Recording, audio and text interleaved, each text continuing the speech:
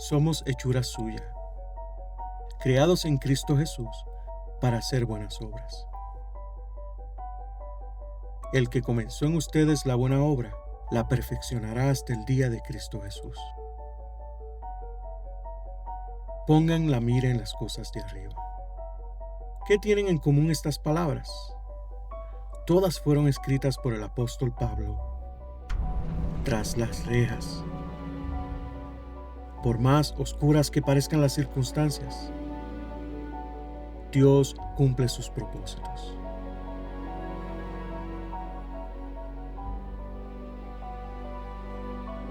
Desde la cárcel, la palabra imparable de Dios. Siempre empiezo impresionado por esa voz estelar, por el bajo profundo de Héctor Cortés, que nos sirve de tantas otras maneras que ustedes nunca se van a dar cuenta. Así que él es uno de los siervos que nosotros nos gastamos aquí en Crosspoint Español. Bienvenidos, que mucho me alegra verlos a todos aquí de vuelta. Les damos la bienvenida a Crosspoint Español, donde los últimos 10 años hemos estado apuntando nuestras comunidades hacia Jesús. Reciba una bienvenida especial si nos visita por primera o segunda vez. A todos los que están con nosotros aquí en esta mañana, muchas gracias por traer la iglesia a este salón. Y a los que están viendo nuestra transmisión, les damos gracias por estar en sintonía. Bueno, ¿qué creen? ¿Estudiamos juntos la palabra de Dios? Bueno, vamos a buscar nuestras Biblias en Colosenses 4. En esta serie hemos estado estudiando la carta que escribió el apóstol Pablo a la iglesia de la ciudad de Colosas durante uno de sus encarcelamientos bajo el Imperio Romano. Esta ciudad de Colosas ya no existe. Colosas se encontraba en lo que se conoce hoy en día como la ciudad de Onás en Turquía. Pablo no plantó esta iglesia. Es posible que nunca los llegó a visitar en persona. Sin embargo, como hemos visto, Pablo amaba a esta iglesia como si él mismo la hubiera plantado, los amaba entrañablemente, como hemos podido ver a lo largo de esta carta. Y bueno, cuando uno ama a alguien de verdad, cuando uno ama a alguien de corazón, uno le quiere enseñar las cosas más importantes. Y mientras menos tiempo te queda con esa persona, más lo aprovechas. Más importantes se hacen los temas. Y por esa razón, la enseñanza central de Pablo en esta carta a los colosenses ha sido que Jesús es eminente sobre todas las cosas. Perdónenme, me puse teológico y técnico bien rapidito. Pero la preeminencia de Jesús sobre todas las cosas es mucho más que un concepto teológico. Cuando nosotros nos damos cuenta y cuando nosotros nos apropiamos de esa preeminencia de Jesús, algo pasa. Algo muy práctico sucede. ¿Usted sabe qué pasa? Nuestras vidas son transformadas. Eso es lo que nos sucede cuando nos apropiamos de la preeminencia de Jesús. Y entonces, en vez de nosotros dejarnos llevar por nuestros deseos pecaminosos, como dicen Colosenses, andamos como es digno del Señor. Y también cuando nos damos cuenta de las riquezas y de los privilegios que tenemos en Jesús, entonces en vez de conformarnos con vivir una moralidad externa, una moralidad superficial, pues entonces verdadera y sinceramente ponemos la mira en las cosas de arriba. Y como consecuencia, la manera en que nos relacionamos unos con otros, pues como les dije, es completamente transformada. Las interacciones entre esposos y esposas, entre padres e hijos. Pablo habla aquí que hasta la relación entre esclavo y amo es transformada. Ese es el tema con el cual terminamos en el capítulo 3 el domingo pasado. Ahora bien, antes de continuar con el capítulo 4, hay algo muy importante que yo quiero aclarar. Yo hablé de eso este viernes pasado con los caballeros. En las cartas paulinas, las divisiones entre capítulos no son parte de los manuscritos originales. ¿Usted sabía eso? Las divisiones entre capítulos no son parte de los manuscritos originales. Fueron añadidas posteriormente por editores a través de la historia. Editores cuyo trabajo yo respeto. Porque estamos hablando de personas con peritaje, personas que eran estudiosos de los manuscritos originales en los idiomas originales. Por eso, Miguel Medinita, de Carolina, Puerto Rico,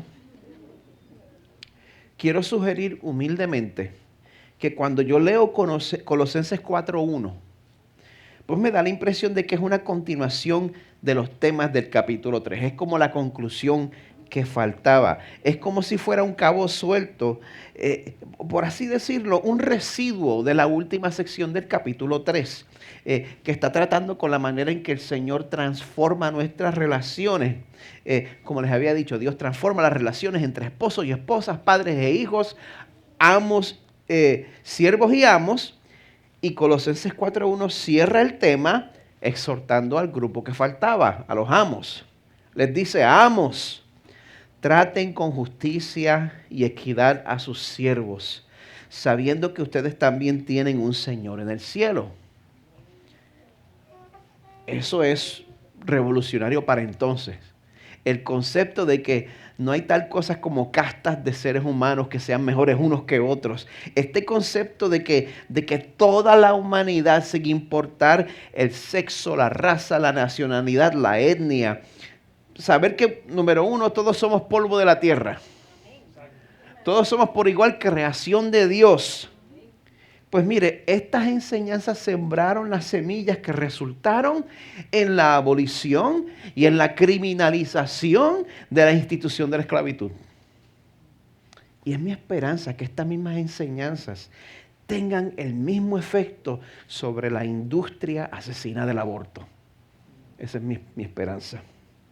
Bueno, ya que aclaramos eso y sacamos el 4:1, pues entonces ahora vamos a tratar con el tema más unificado del resto del capítulo 4. Así que se pueden unir a mí en la lectura de la palabra del Señor. En vez de leer el capítulo entero, hemos seleccionado leer Colosenses 4, 2 al 6.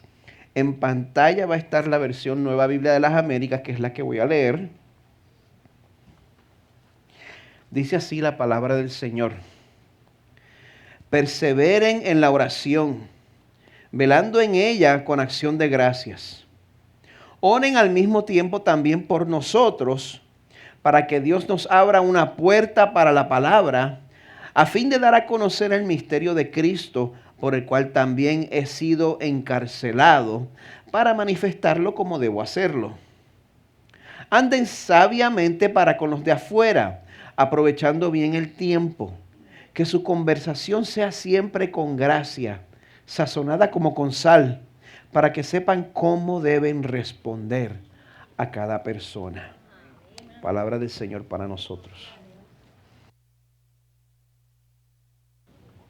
Y Padre nuestro, estamos aquí reunidos para recibir de tu palabra, porque estamos convencidos, Señor, de que tu palabra y tu Santo Espíritu tienen poder.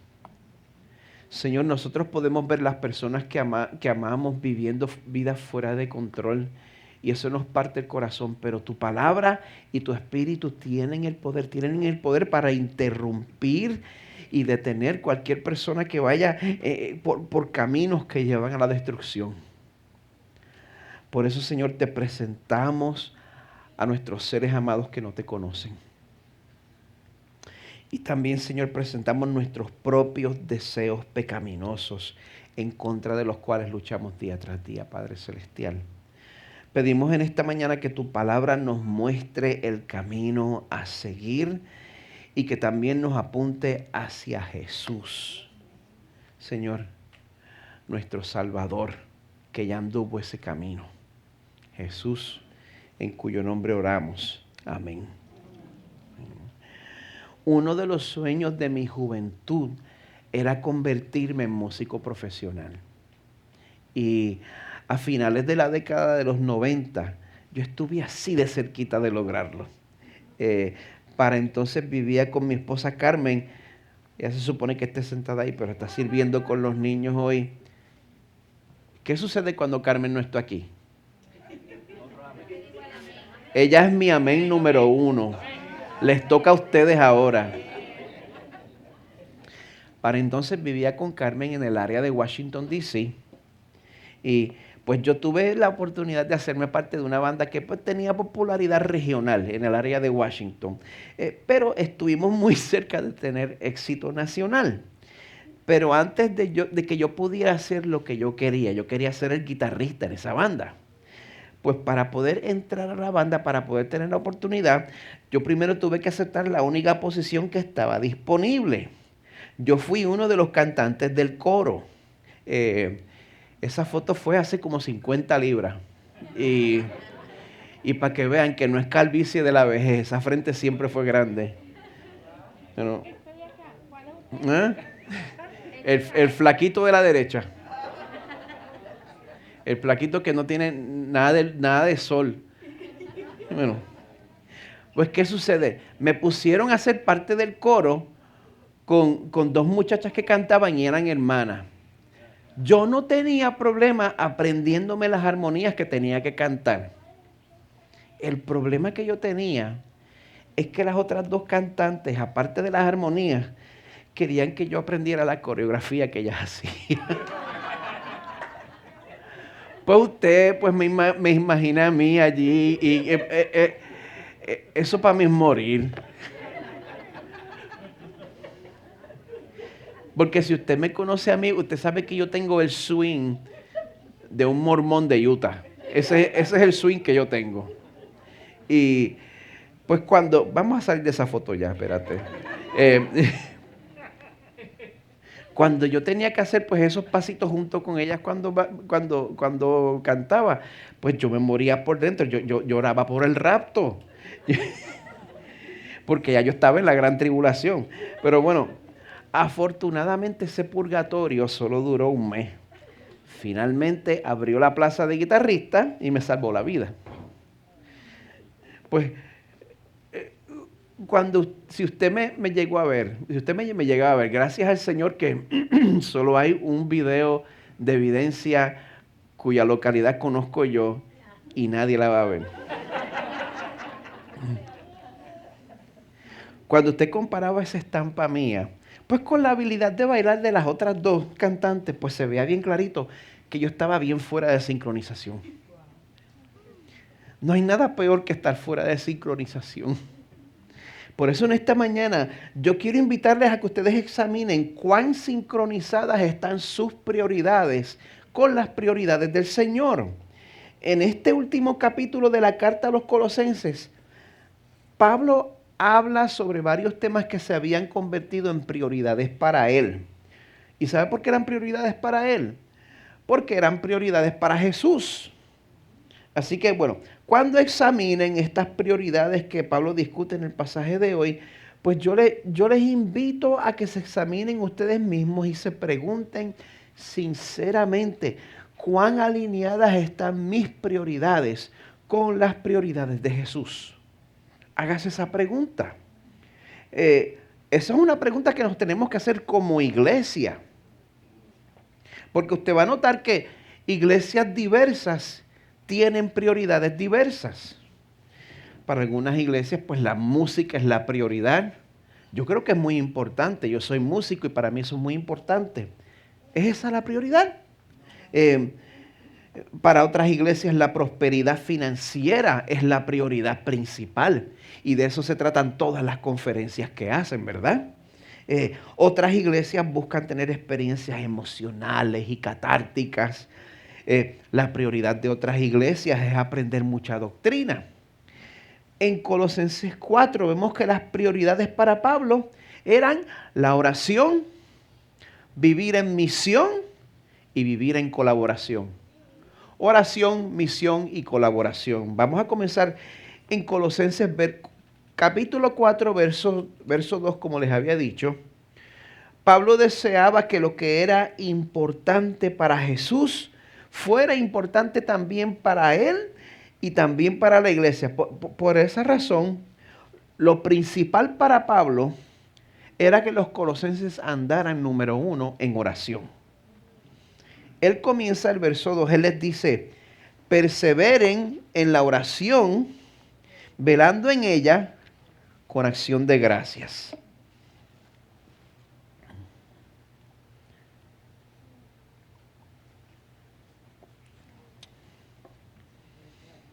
Lo que he dicho desde el principio, el tema de la oración, antes de ser prioridad para Pablo, era prioridad para Jesús. A lo largo de su ministerio, Jesús, aun cuando tenía oportunidades de avanzar su popularidad, él se retiraba en oración. Y cuando ya se acercaba el momento de la crucifixión, Jesús, a pesar de la angustia que sentía, porque él sabía exactamente lo que le esperaba, a pesar de esa angustia, él se retira al jardín del Getsemaní a orar hasta por nosotros, hasta por usted oró. Y después de orar y llorar y sudar sangre y salir al encuentro de sus discípulos, cuando los encuentra todos durmiendo, pues él los amonesta y les exhorta y les dice en Mateo 26, velen y oren. ¿Para qué? Para que no entren en tentación. El espíritu está dispuesto, pero como usted se dio cuenta esta mañana al levantarse, la carne es débil. Si Jesús, Dios mismo hecho hombre, valoraba la oración de esta manera, ¿usted se imagina lo importante que es para nosotros? Porque mire, si el resultado de la oración es que nos protege de la tentación, y número 2, fortalece nuestra carne a pesar de nuestra debilidad, pues entonces la disciplina espiritual de la oración es una herramienta indispensable para nosotros.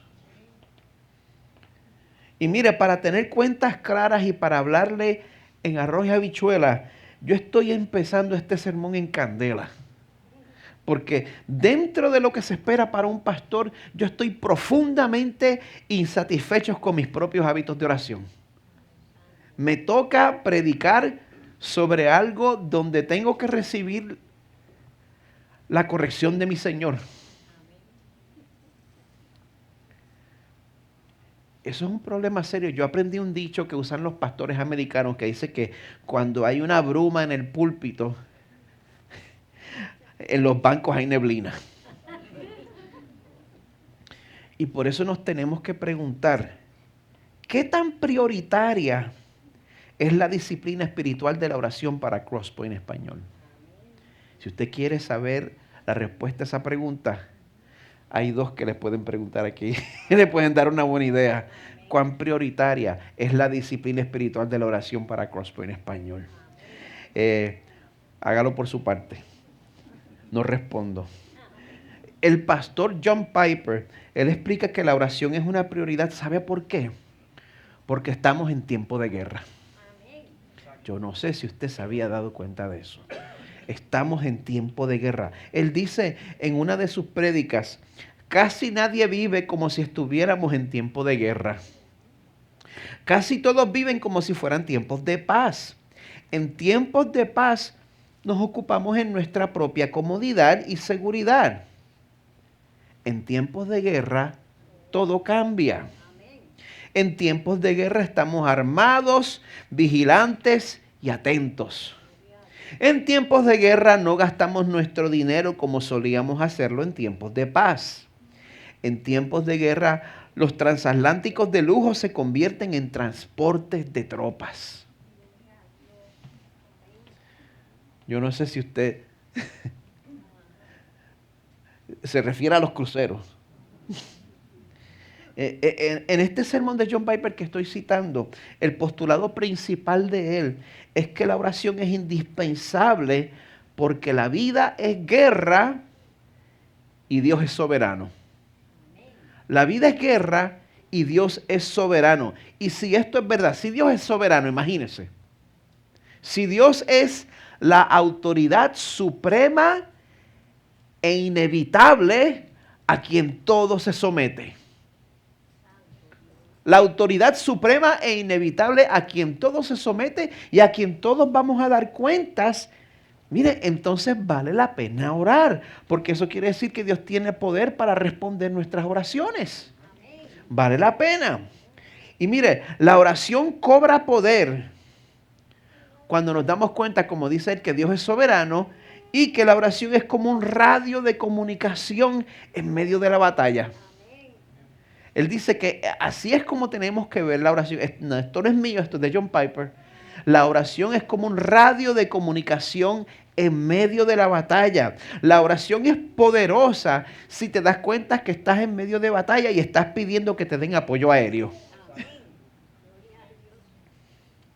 Ahora, eso sí, la oración pierde poder cuando la tratamos como un intercom para pedirle agüita a nuestro sirviente.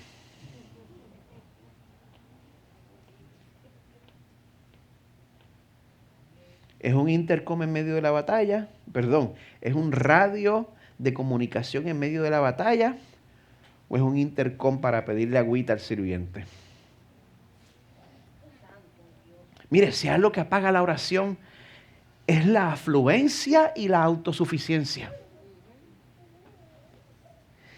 Nosotros no, mire, yo soy igual que ustedes, yo llegué aquí a los Estados Unidos y todos nosotros nos ocupamos tanto en amasar cosas, riquezas, y entonces esas mismas riquezas terminan entumeciendo nuestras conciencias. Nuestra afluencia nos hace creer que somos autosuficientes. Nuestra afluencia nos hace creer que estamos avanzando el reino de Dios cuando vamos a una de esas campañas en un crucero, porque es un crucero con nuestro predicador favorito. Usted sabe que esos existen, ¿verdad? Cruceros de predicadores. Sí. Imagínense ahí, usted está sentado oyendo a su predicador famoso favorito con la panza atosigada de comida.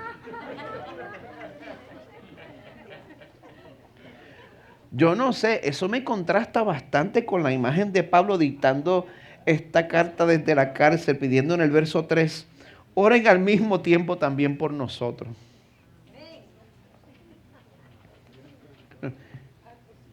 Mire, si yo fuera Pablo, si yo estuviera en la cárcel junto a mis colegas, ¿usted sabe cuál sería mi petición principal? Que el Señor me saque de ahí ya. Oren para que el Señor me saque de aquí, por favor. ¿Usted sabe por qué pedía Pablo oración en la cárcel? Verso 3, para que Dios nos abra una puerta para la palabra. Esa es la petición de Pablo en la cárcel. A fin de dar a conocer el misterio de Cristo, por el cual también he sido encarcelado. Mire, nosotros nos quejamos y decimos, Dios no responde mis oraciones. Pero en Santiago 4 la Biblia nos dice, piden y no reciben, porque piden con malos propósitos para gastarlo en sus placeres. Pablo, en medio de sus prisiones, ora para tener la oportunidad de predicar el Evangelio. Ese es el tipo de oración que al Señor le encanta responder. Esa es la petición que a Él le encanta conceder a su pueblo. Pablo quería la oportunidad de predicar el Evangelio a quien Dios le pusiera de frente. ¿Y usted sabe qué? ¿Usted sabe qué pasó? Dios le concedió esa petición. Dios se la concedió. Si ustedes recuerdan cuando cubrimos la carta de Pablo a Filipos, Filipenses 1. Quiero que sepan, hermanos, que las circunstancias en que me he visto han redundado en un mayor progreso del Evangelio. ¿En qué circunstancias se vio él? En la cárcel. Esas circunstancias redundaron en un mayor progreso del Evangelio. Yo siento que si yo no estoy disponible para ayudar a mi iglesia directamente, el Evangelio se va a estancar. No, el Señor no me necesita a mí. Dice, de tal manera que mis prisiones por la causa de Cristo se han hecho notorias en toda la guardia pretoriana y a todos los demás. O sea que el evangelio terminó alcanzando al servicio secreto del César. Oh, voy a tener que pasar el día entero encadenado a un soldado romano. Pues mira, gloria a Dios que contestó mi oración. Yo le voy a predicar el evangelio a ese soldado desde el principio hasta el fin del turno. Les hago una pregunta. ¿Tenemos mentalidad de tiempo de guerra o de crucero?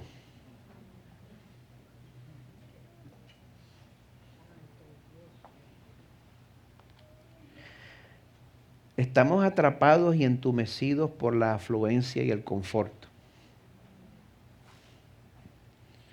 Bueno, Pablo no solo pedía oración para tener la oportunidad de compartir el mensaje de salvación, él también pedía oración para poder predicar de la manera más efectiva posible. Eso es lo que él quería.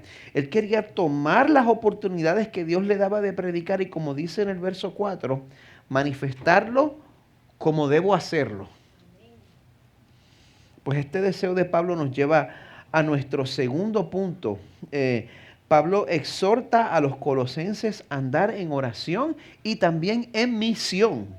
Porque si a pesar de los muchos pecados que usted ha cometido, y no es que yo no lo conozca a usted y conozca todos esos detalles de su vida, pero eso es algo que sí me atrevo a asumir. A pesar de los muchos pecados que usted ha cometido, si usted ha conocido a Jesús y usted ha recibido perdón y usted ha recibido aceptación eterna, si usted ha recibido eso, ¿usted no querría compartir eso con sus seres amados? Estoy seguro que sí. Ese es su deseo y más importante es el deseo de Jesús. En Mateo 28, Jesús comparte lo que conocemos como la Gran Comisión. Toda autoridad me ha sido dada en el cielo y en la tierra. Ese es el que nos envía. Ese es el que lo ha comisionado a usted. No tiene ningún enemigo que le llegue a los talones.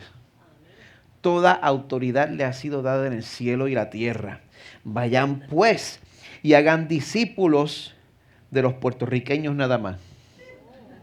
No dice eso.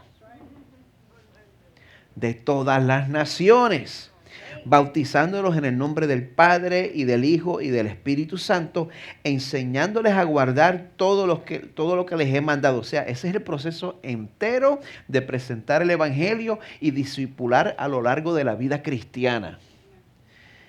Y recuerden, yo estoy con ustedes todos los días hasta el fin del mundo. No estamos haciendo esto solos. Sencillamente Jesús nos manda evangelizar. Ahora, no se deje engañar. Yo, como me crié en una iglesia pentecostal, pues tengo este estilito medio exuberante, pero yo soy medio introvertido. Cuando termino de predicar y llego a casa, me tengo que esconder por un día entero. Si usted es introvertido como yo, ese llamado a evangelizar, ¿le aplica a usted? Absolutamente. Absolutamente.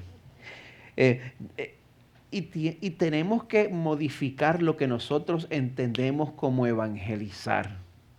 Nosotros tenemos un concepto bien institucionalizado de lo que es evangelizar. Evangelizar tiene que ser parte de nuestra vida todos los días, todo el día. Evangelizar es con nosotros, evangelizar es con mi familia, evangelizar es con mi familia, con mis amigos. Evangelizar significa aplicar el evangelio a todas las facetas de nuestra vida, porque se aplica a todas las facetas de tu vida. Ya sea con tu amigo que no es creyente, necesita recibir el evangelio. O cuando nosotros discipulamos a nuestros amigos creyentes, sigue siendo evangelización. Jesús nos comisiona a que nos amemos y cuidemos unos de otros de esa manera. ¿Usted sabe por qué? Porque el éxito no depende de usted. Qué bendición tan grande que yo no tengo esa responsabilidad. Qué bendición tan grande que eso no está sobre mis hombros. La manera en que la persona vaya a responder. Eso no depende de mí. Depende de la realidad de que toda autoridad le ha sido dada a Jesús en el cielo y en la tierra. Y la manera en que salgan las cosas es la manera que Él ha designado. Y lo que yo vea con mis ojos no tiene que ver nada con la realidad. Y Él nos promete, yo estoy con ustedes todos los días hasta el fin del mundo. Pues Pablo tomó esta comisión tan en serio que para él evangelizar era un deber que trascendía sus circunstancias. Hoy es domingo, así que estoy usando ese lenguaje, pero en Carolina, Puerto Rico, evangelizar era un deber que él iba a aplicar, no importa las circunstancias en las que él estuviera. El comentarista Daniel Akin en su comentario de Colosenses dice, Pablo no consideraba su encarcelamiento como un obstáculo para el evangelio, sino como una plataforma. Él comprendía que el evangelio era la razón por la que estaba encadenado. O sea que a fin de cuentas, Pablo sabía que Dios había diseñado sus circunstancias, incluyendo las cadenas. Diseño de Dios, diseño del Señor soberano. Y el Señor diseña su encarcelamiento para que conociera a personas que necesitaban a Jesús. Pues como les había mencionado, al final de la carta a los Filipenses, Dios había salvado personas hasta dentro de la casa del César. Amada iglesia, ¿les puedo hacer otra preguntita? ¿Estamos esperando que Dios cambie nuestras circunstancias antes de nosotros compartir el evangelio?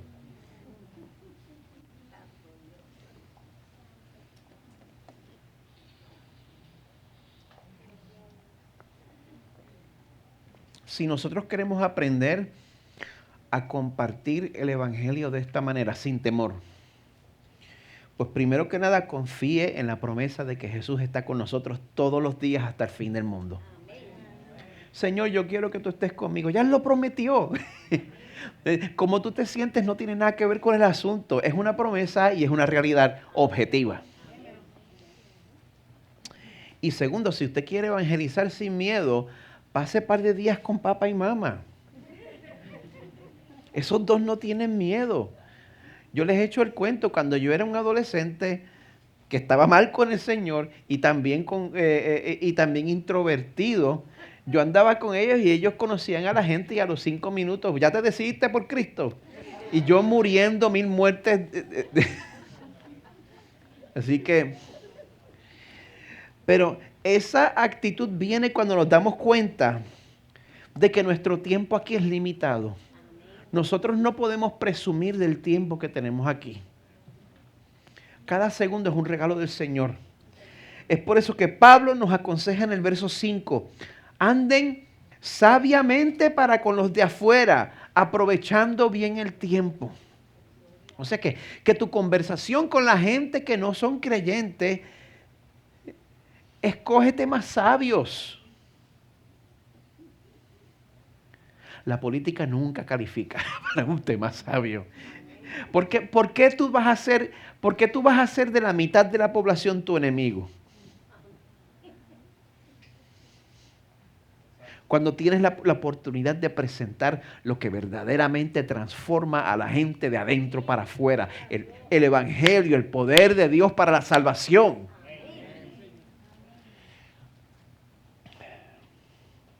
Y mire, hay veces que hay que ser directo, hay veces que no hay que dorar mucho la píldora. Pero yo estoy convencido que hoy en día la mayoría de nuestras oportunidades para compartir el mensaje de salvación van a ser el producto de fomentar buenas relaciones con el mundo que nos rodea. Ahí es que van a venir las oportunidades. Usted trabaja. Usted tiene un trust fund que le pasan dinero sin hacer. La mayoría de nosotros, de ustedes, pues tienen que salir a trabajar. Si eso le toca a usted, usted tiene que relacionarse con personas. Bienvenido al campo misionero. Y es por eso que Pablo quiere que aprendamos a comunicarnos con otros de una manera atractiva. Mire, yo sé, el evangelio es irreduciblemente ofensivo.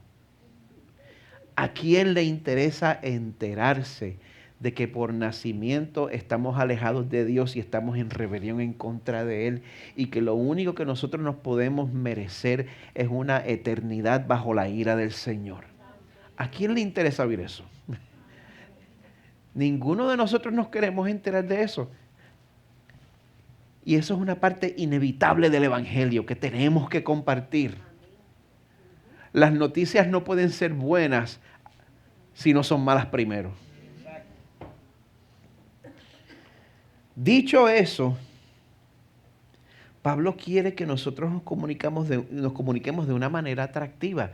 Es innecesario añadir más ofensa al evangelio.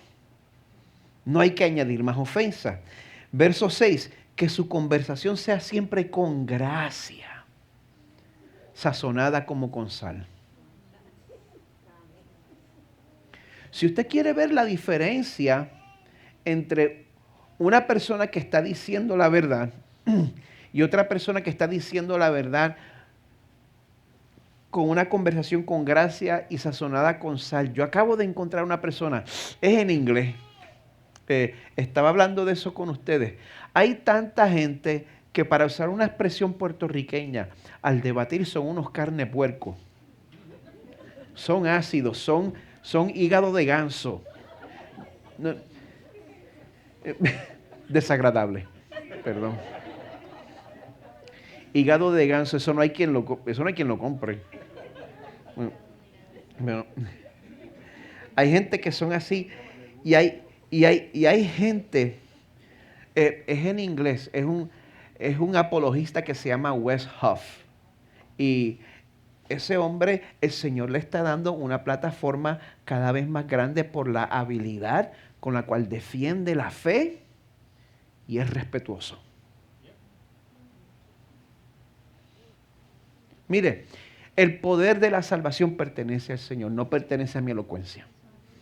Una vez más, no nos toca llevar ese peso. Pero Dios quiere que nosotros nos ocupemos en comunicar este mensaje con la misma gracia que recibimos cuando Dios nos salvó. ¿O usted no necesitó gracia? Yo sí. Mire, y es por eso que tanto Crosspoint Español como la red de iglesias Acts 29, nosotros somos proponentes de aprender a contextualizar la manera en que presentamos el Evangelio. Contextualizar no es aguar el mensaje del Evangelio. No lo malentienda. Esto significa que debemos aprender la mejor manera de nosotros compartir este mensaje dentro de la cultura en que estamos. Porque no existe tal cosa como una ausencia de cultura. Todos nosotros nos criamos en un tipo de cultura. Es por eso que yo puedo describir una persona desagradable de tantas maneras y los puertorriqueños se ríen y el resto de ustedes me miran medio raro. Todos nos criamos dentro de una cultura.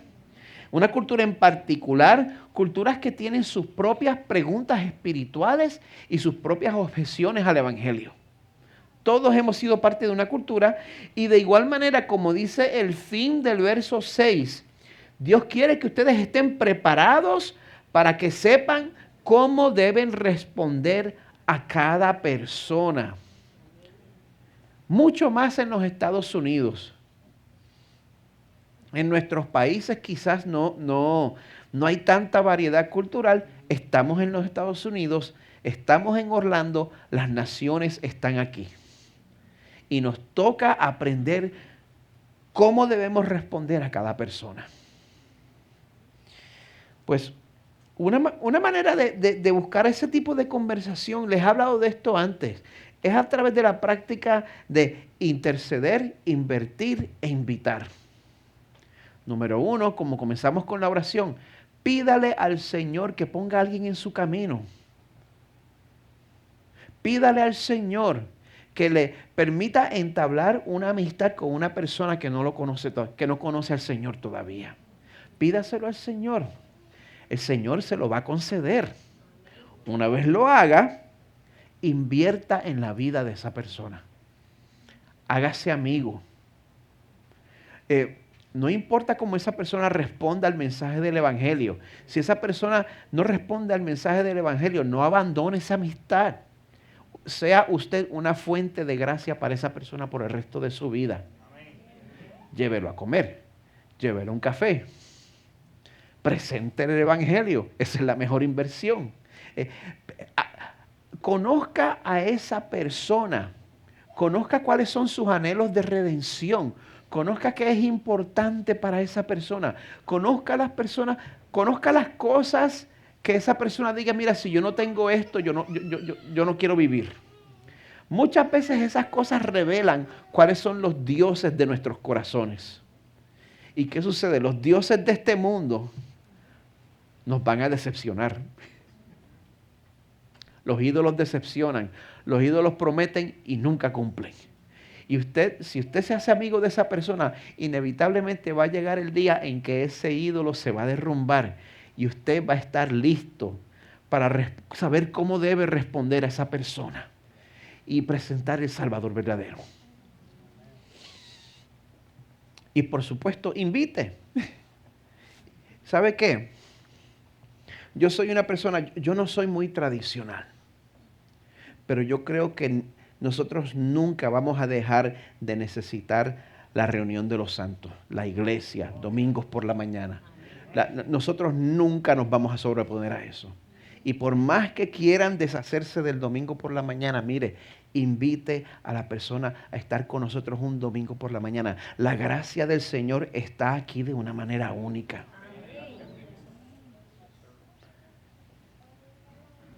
Interceda, invierta, invite. ¿Tu conversación es salada o es sosa?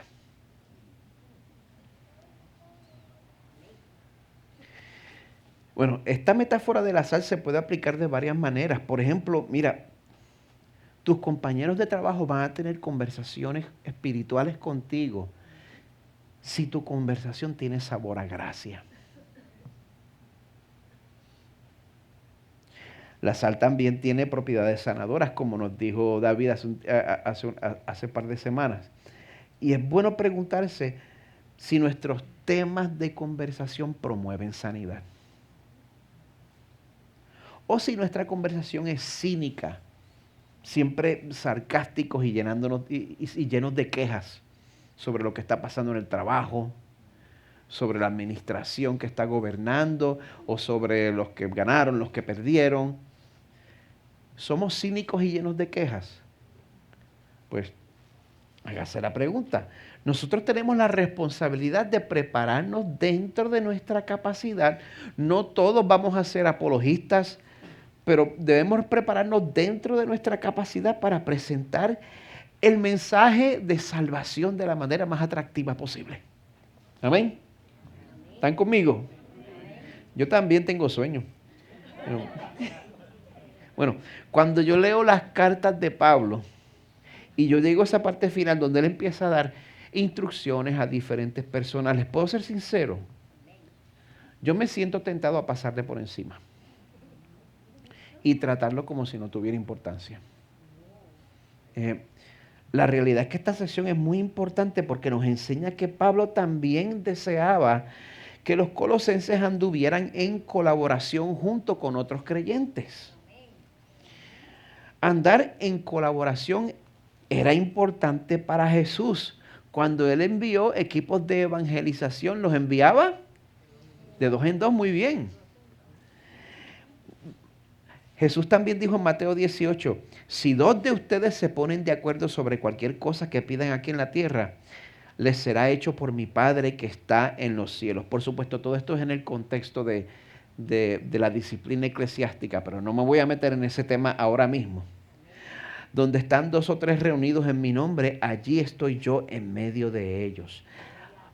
¿Por qué cree usted que Dios insiste en que vivamos en comunidad? Qué fácil sería si yo pudiera crecer espiritualmente por mi parte, sin tener que estarme relacionando con gente que me desafía. Es por eso que a la gente le encantan las mascotas, porque te aman incondicionalmente y no tienen que aguantarte las malas costumbres. Pero otros seres humanos te lo van a decir en la cara. Y el Señor insiste que vivamos de esa manera. ¿Por qué? ¿Por qué quiere Dios que vivamos en comunidad? Bueno, primero, porque vivir en comunidad es reflejar a Dios mismo, quien ha vivido en comunidad dentro de la Trinidad desde la eternidad pasada. Segundo, porque el cristianismo, aunque se compone de doctrinas, de cultura, de historia, el punto central del cristianismo es el establecimiento del reino de Dios. Dios y su pueblo.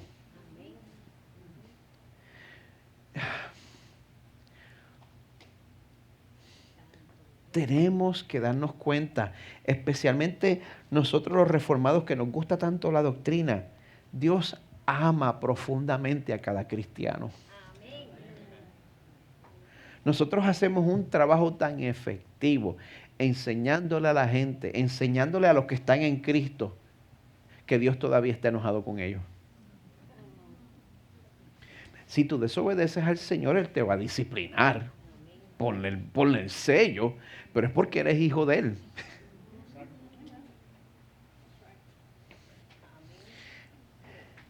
Dios ama profundamente a cada cristiano. Y es por eso que todos debemos darnos cuenta de nuestra parte esencial dentro del plan del Señor. Pues mire, en esta sección final nos damos cuenta de que la predicación del Evangelio en la región de Asia Menor, esto fue una labor comunitaria. Le ponemos mucho peso pues, al rol de Pablo, pero ¿cuánta gente no estuvo envuelta en esto?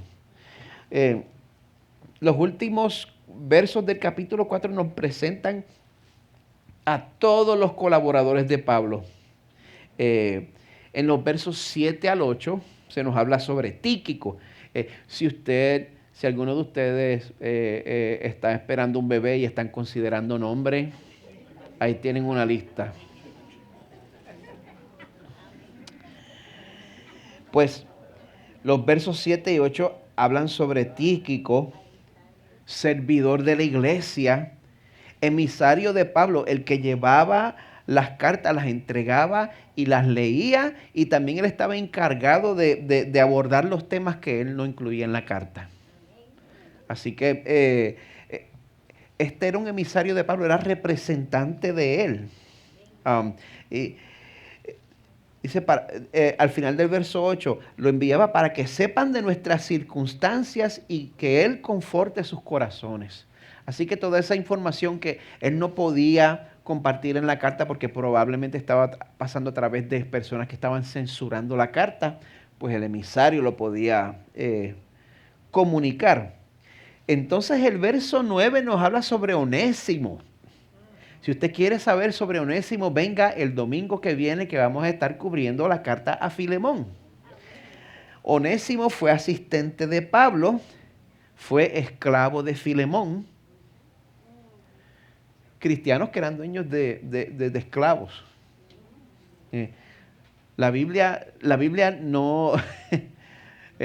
estoy tan lleno de expresiones puertorriqueñas hoy. La Biblia no tiene pelos en la lengua. Presenta a la gente tal y como son.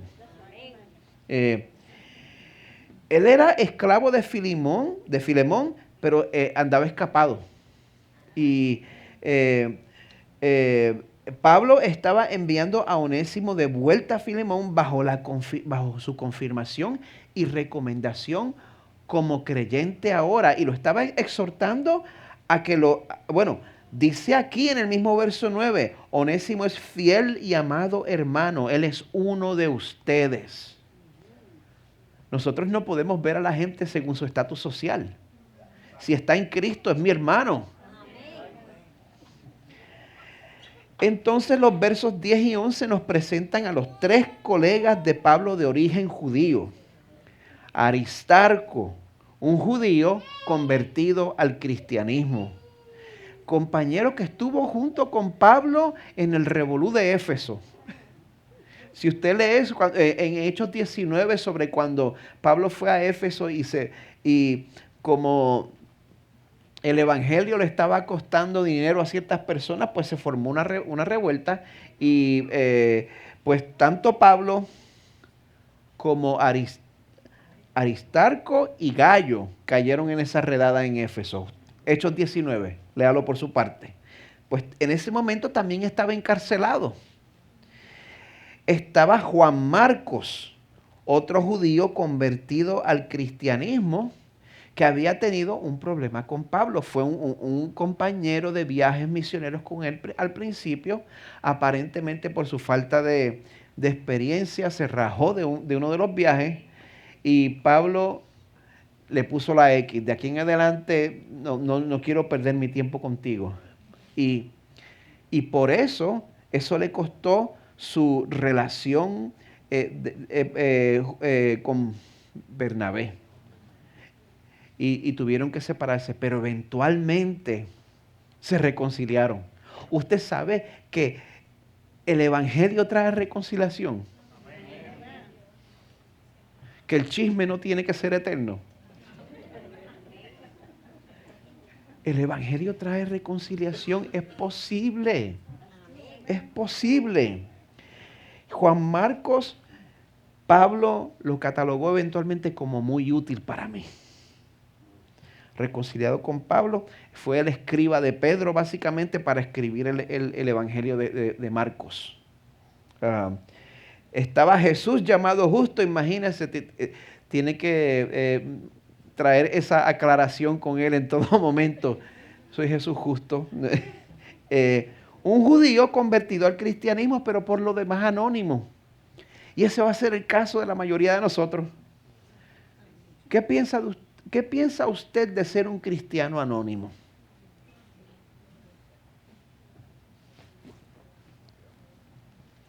Bueno, después de los tres judíos, por eliminación, se cree que son tres gentiles: Epafras, Lucas y Demas. Epafras, pues, gentil, asistente de Pablo, probablemente fundador de la iglesia en Colosas y de otras iglesias en la región. Se le veía como una figura de autoridad en las iglesias de la región de Asia Menor. Tenemos a Lucas, gentil, médico. Lo interesante es que médico significa que probablemente era esclavo. Para ese tiempo se consideraba la profesión de médico como algo demasiado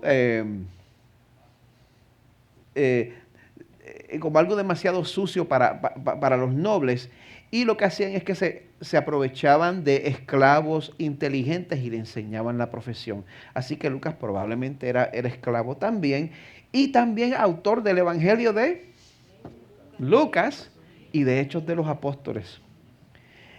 Y está Demas. ¡Wow! Un gentil.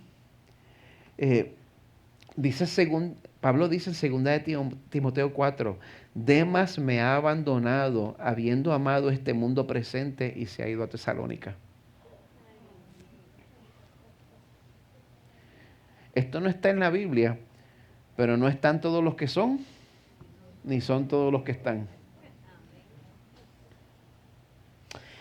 Y queda Arquipo, otro gentil discípulo de Pablo. Esto no está en la Biblia, pero algunas tradiciones deuterocanónicas sugieren que él era uno de los 70 discípulos de Jesús. Esto no está en la Biblia, es una tradición deuterocanónica. En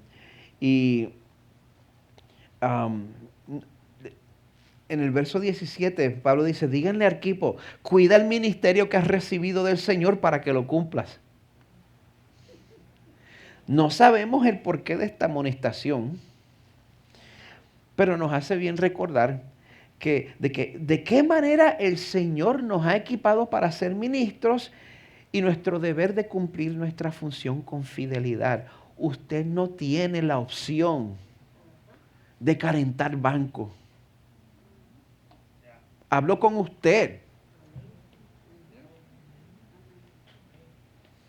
No tiene esa opción.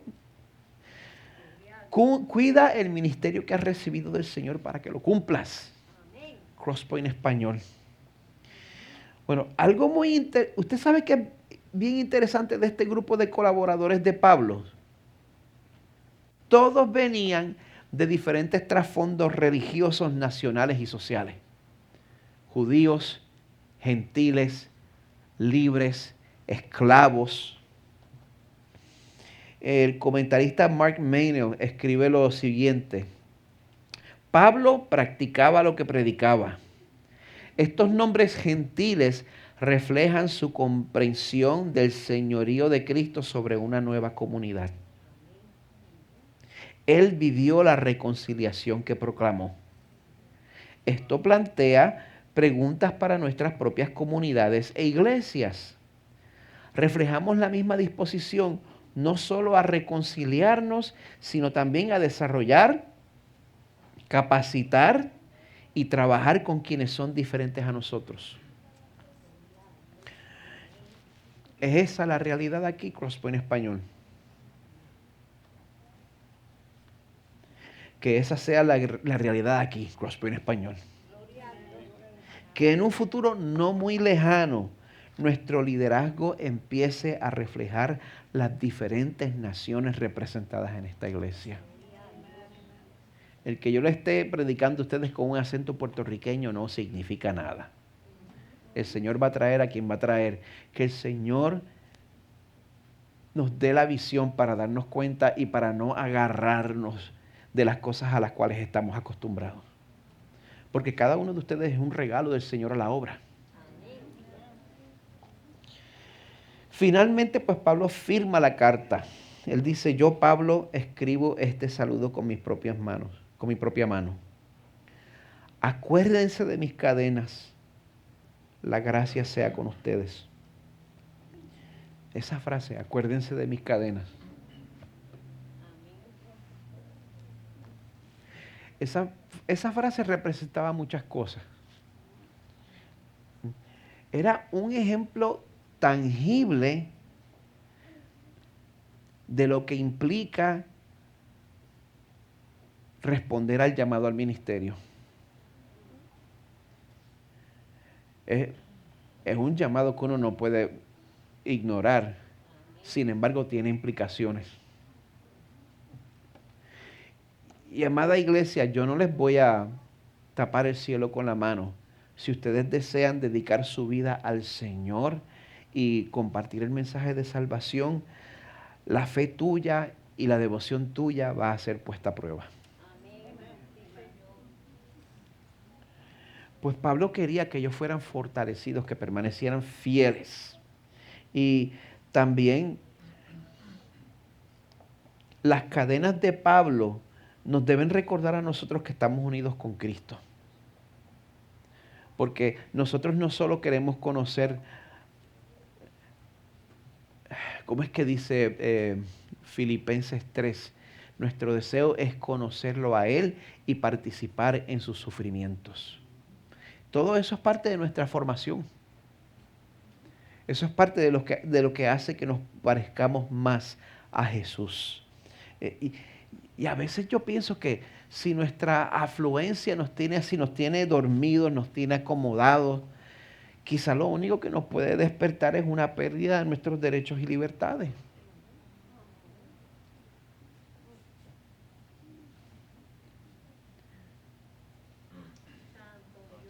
Todos mis hermanos cubanos y venezolanos saben a lo que me refiero.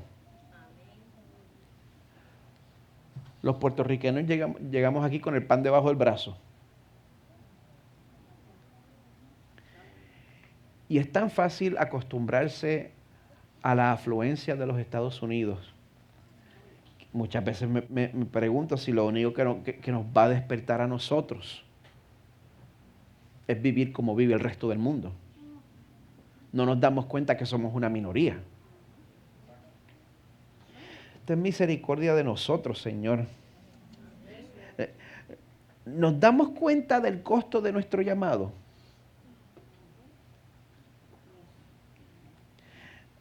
Mi pregunta es que, bueno, si entonces responder el llamado del Señor significa que vamos a recibir el desprecio de este mundo, pues ¿por qué responder ese llamado? ¿Por qué responder el llamado si significa sufrimiento?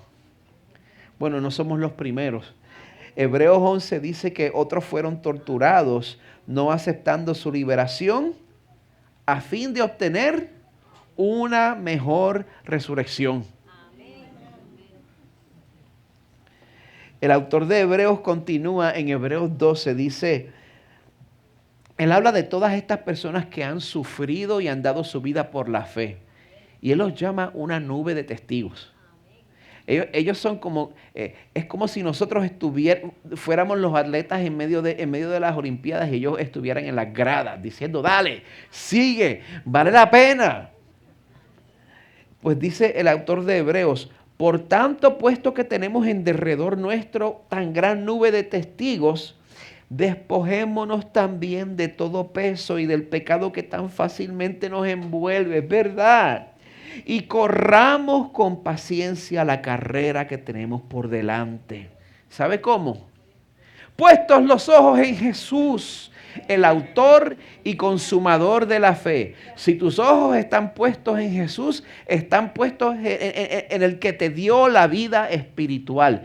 Tú no te convertiste porque eres más inteligente que los demás. Tú estabas muerto y el Señor te dio vida. Él es el autor de la fe y Él es el consumador de la fe. Él te sostiene y Él te va a llevar hasta la meta. Ten puestos tus ojos en Jesús, el autor y consumador de la fe, quien por el gozo puesto delante de Él soportó la cruz. O sea, se llevó el castigo que tú mereces llevarte por todos tus pecados. Soportó la cruz, despreciando la vergüenza, y se ha sentado a la diestra del trono de Dios. Su trabajo terminó. La justificación que Él ha adquirido para ti es completa y es innecesario complementar. Él está sentado a la diestra del trono de Dios. Consideren pues a aquel que soportó tal hostilidad de los pecadores contra Él mismo, para que no se cansen ni se desanimen en su corazón. Si nuestras prioridades van a estar alineadas con las de Jesús, pues tenemos que poner nuestros ojos en Él. El equipo de adoración puede tomar sus lugares. Mientras tanto, quiero que nosotros preparemos nuestros corazones para poner nuestros ojos en Jesús, recordando lo que Él hizo por nosotros, participando juntos en la mesa del Señor.